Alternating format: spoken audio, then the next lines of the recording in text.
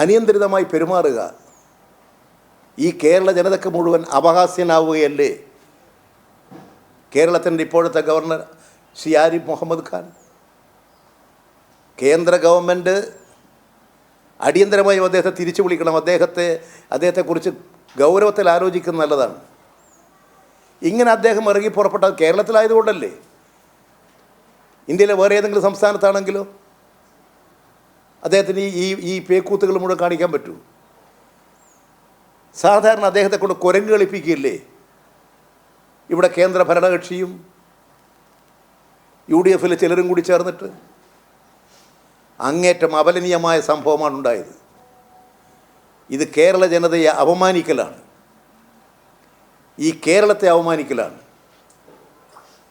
അതുകൊണ്ട് അധികാരമില്ലാത്ത കാര്യങ്ങൾ അധികാരമുണ്ടെന്ന് കാണിച്ച് ഇറങ്ങി പുറപ്പെട്ടിരിക്കുകയാണ്. കേരളത്തിൽ ശക്തമായ ഇത്തരത്തിൽ നീക്കത്തിനെതിരെ ജനങ്ങളുടെ പ്രതിഷേധം ഉണ്ടാവും. ഇപ്പം യഥാർത്ഥത്തിൽ വിദ്യാർത്ഥികളെ പ്രതിഷേധിച്ചിട്ടുള്ളൂ. ഇപ്പോൾ AP ജയരാജനാണ് മാധ്യമങ്ങളോട് സംസാരിച്ചത്. ഇപ്പോൾ ഗവർണർ മാധ്യമങ്ങളോട് വീണ്ടും സംസാരിക്കുന്നു. ഇല്ല, അദ്ദേഹം പരിപാടി തൈക്കാട് ഗസ്റ്റ് ഹൗസിലെ പരിപാടിക്ക് ശേഷം അദ്ദേഹം മാധ്യമങ്ങളോട് പ്രതികരിക്കാതെ മടങ്ങുകയാണ്.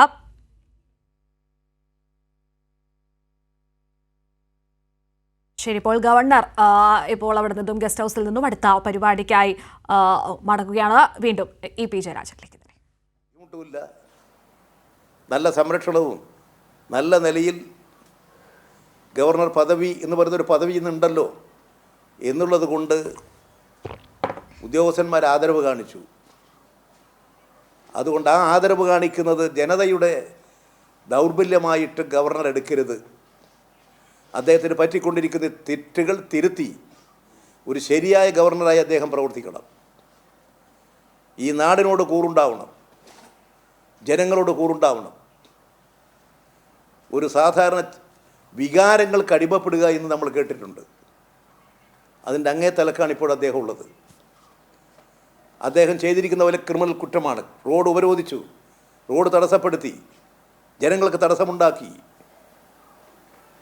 ഇതുണ്ടാകുന്ന ഗവർണറുടെ ഭാഗത്തു നിന്നാണ്. അതുകൊണ്ട് ദൗർഭാഗ്യകരമായ ഇത്തരം സംഭവങ്ങൾ കേരള ജനതയുടെ ശക്തമായ പ്രതിഷേധം ഉണ്ടാകും. എല്ലാ രാഷ്ട്രീയ പാർട്ടികളും ഇതിനെ ന്യായീകരിക്കാനില്ല, ഇത്തരം നീക്കങ്ങളിൽ അമർഷവും പ്രതിഷേധവും രേഖപ്പെടുത്താൻ ഭരണ പ്രതിപക്ഷ വ്യത്യാസമില്ലാതെ മുഴുവൻ ആളുകൾ മുന്നോട്ട് വരണം എന്നാണ് എനിക്ക് അഭ്യർത്ഥിക്കാനുള്ളത്.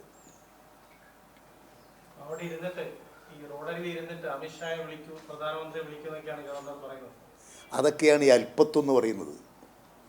ആരെങ്കിലും ഇന്ത്യയുടെ ആഭ്യന്തരമന്ത്രിയെ റോഡിലിരുന്ന് വിളിക്കുമോ ആൾക്കൂട്ടത്തിൻ്റെ ഇടയിൽ?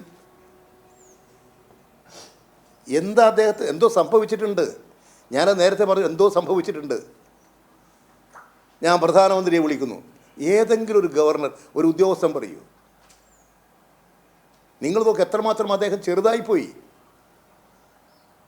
അടിയന്തരമായും അദ്ദേഹം ഇത്തരം തെറ്റുകൾ തിരുത്തി ഒരു നല്ല ഗവർണറാകൂ, ഒരു നല്ല മനുഷ്യനാകൂ, ഒരു നല്ല മനുഷ്യസ്നേഹിയാകൂ, കാര്യങ്ങൾ ഗൗരവമുള്ള ഒരാളായി മാറൂ. ഇതാണ് അദ്ദേഹത്തോട് എനിക്ക് വിനയപുരസരം അഭ്യർത്ഥിക്കാനുള്ളത്.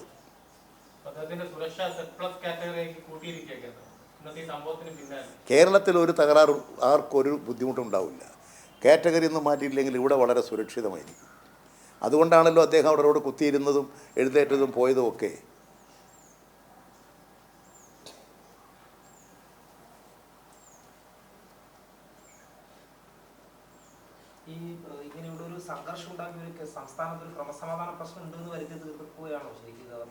അത് എന്തൊരു പരിഹാസമാണ്.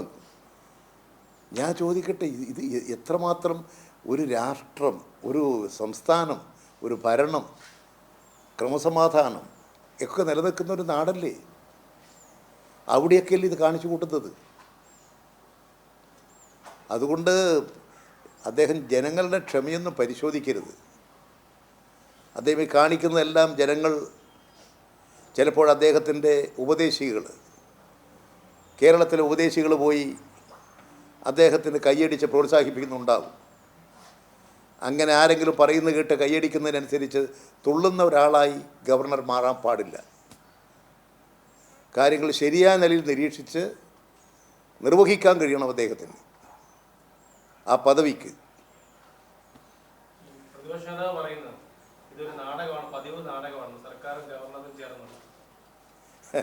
അദ്ദേഹം ഇത് പറഞ്ഞ് ശീലിച്ചു പോയതാണ്. അത് അദ്ദേഹം ഏത് കാര്യം വന്നാലും അദ്ദേഹത്തിൻ്റെ ഉപദേശം വല്ലത് ഇതിൻ്റെ പിന്നിലുണ്ടോ എന്ന് നോക്കിക്കോളൂ. അദ്ദേഹം പല കാര്യങ്ങളെയും ശക്തമായി എതിർക്കാത്ത ഒരാളാണല്ലോ. നമുക്കെല്ലാം കൂടി യോജിച്ച് കേരളത്തിൻ്റെ ആവശ്യത്തിന് ഡൽഹിയിൽ പോകാം.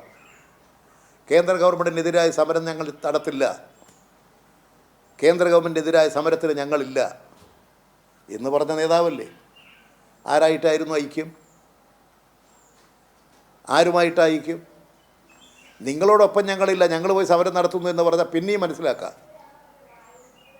നിങ്ങളോടൊപ്പമില്ല, ഞങ്ങൾ കേന്ദ്ര ഗവൺമെൻറ്റിൻ്റെ നയത്തിനെതിരായി സമരം നടത്തുന്നു, അത് പറയുന്നില്ലല്ലോ. അതാണ് ഐക്യം. അതാണ് കോൺഗ്രസും BJPയും തമ്മിലുള്ള ഐക്യം.